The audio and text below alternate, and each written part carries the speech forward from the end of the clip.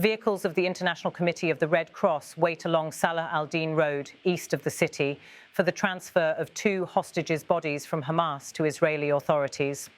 The exchange marks part of the ongoing ceasefire arrangement between Israel and Hamas, supervised by international mediators. Shortly after midday, several white vehicles bearing the Red Cross emblem arrive at the designated point. Their engines remain idling as personnel wait for the signal to proceed. The convoy includes armoured vans and marked humanitarian transport units positioned under coordination with both parties to the conflict. The Israeli military confirmed that its security forces operating in Gaza received the remains of the 2 hostages from Hamas's armed wing, the al-Qassam brigades, earlier in the afternoon. The transfer was carried out under the supervision of the International Committee of the Red Cross. According to Israeli officials, the bodies were handed over in central Gaza and taken to Israeli custody for identification.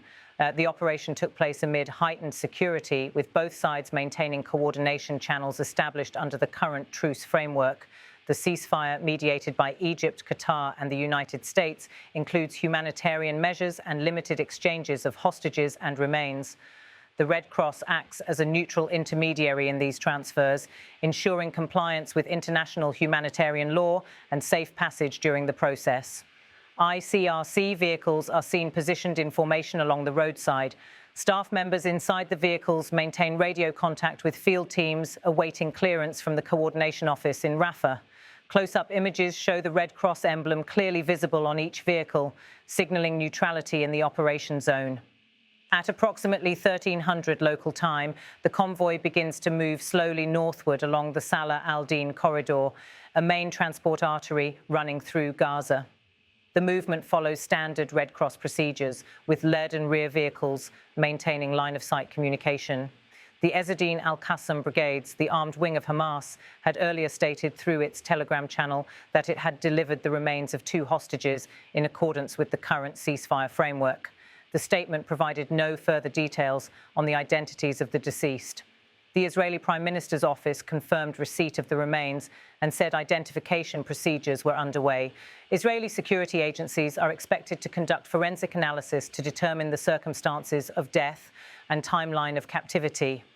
The International Committee of the Red Cross reiterated that its role in such exchanges is limited strictly to humanitarian facilitation. In a brief statement issued from Geneva, the organisation said it continues to facilitate the safe handover of persons and remains whenever parties to the conflict reach an agreement. The ICRC added that these operations require security guarantees from both sides before deployment. Today's handover comes as part of a broader ceasefire arrangement aimed at stabilising conditions on the ground in Gaza and enabling the delivery of humanitarian aid.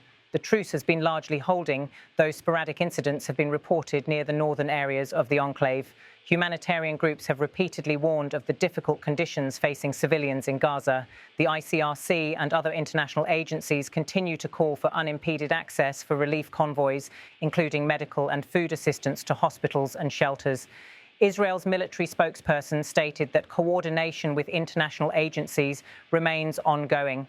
The statement noted that the IDF will continue to cooperate with humanitarian organisations operating under agreed frameworks to bring hostages home and recover the remains of victims. The Red Cross convoy continues along the designated humanitarian corridor, maintaining steady movement through central Gaza. The vehicles pass through damaged road sections before heading toward the secure transfer point, where Israeli forces are stationed on the opposite side. According to sources familiar with the process, such transfers typically involve a 3-stage protocol: confirmation of ceasefire compliance, verification of the remains by neutral personnel, and final delivery to the receiving party. The operation is completed under strict time constraints to minimize security risks. This marks the second such recovery operation this week under the current truce terms. Earlier, 2 hostages were returned alive in a separate exchange involving medical evacuation from northern Gaza. Today's operation underscores the ongoing humanitarian coordination despite the fragile ceasefire environment. Witnesses along Salah al-Din Road reported that Red Cross vehicles moved without military escort from either side, consistent with standard neutrality guidelines. Local media footage shows the convoy proceeding calmly through the central sector, escorted only by humanitarian coordination officers. Israeli authorities have not disclosed the names of the hostages pending formal identification and notification of families. Media in Israel report that the remains are being examined at a military forensic facility before being released to next of kin. The ICRC maintains no comment on operational specifics, in keeping with its policy of confidentiality during sensitive humanitarian missions. Its representatives on the ground are understood to be in direct contact with both the Palestinian and Israeli coordination offices. Officials from Egypt and Qatar, who continue to serve as mediators in the ceasefire process, are monitoring compliance with the current terms.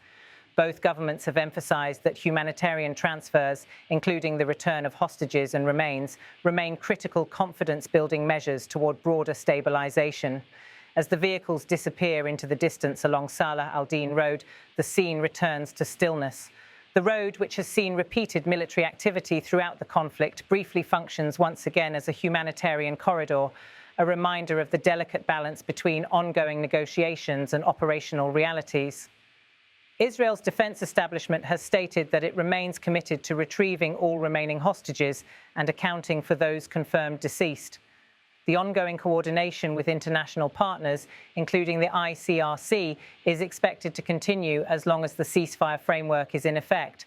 The Hamas-run health authorities have not issued statements regarding today's handover beyond confirming logistical arrangements with the Red Cross. The handover location near Deir el-Balah was selected due to its central position and relative accessibility under the current truce lines. The broader ceasefire agreement includes provisions for the exchange of prisoners and hostages, facilitation of humanitarian aid, and mechanisms to prevent renewed hostilities. Negotiators are expected to reconvene in Cairo later this week to assess implementation progress. Throughout the day, the International Committee of the Red Cross continued parallel humanitarian operations, including medical supply transfers and coordination of water deliveries to hospitals in southern Gaza. The organization's role remains central in maintaining neutral humanitarian access amid continuing instability. The operation concludes as the Red Cross convoy reaches its destination. Field teams confirm receipt of the remains by Israeli authorities. The identification and transfer process proceeds under standard humanitarian protocol. With this exchange completed, international attention now turns to whether the ceasefire can be extended and whether additional hostages or remains may be recovered in the coming days.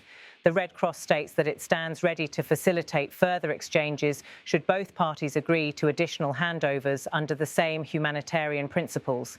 The situation in Gaza remains tense but stable under the current truce as humanitarian agencies continue their efforts to assist affected civilians and support the ongoing coordination between the parties. The return of the two hostages' bodies underscores the fragile but functioning coordination between Israel, Hamas, and international mediators. While the ceasefire remains tenuous, today's exchange demonstrates that limited humanitarian mechanisms can still operate amid deep mistrust and ongoing negotiations. The International Committee of the Red Cross continues to serve as the sole neutral channel facilitating these transfers as diplomatic efforts intensify to prevent a relapse into renewed violence.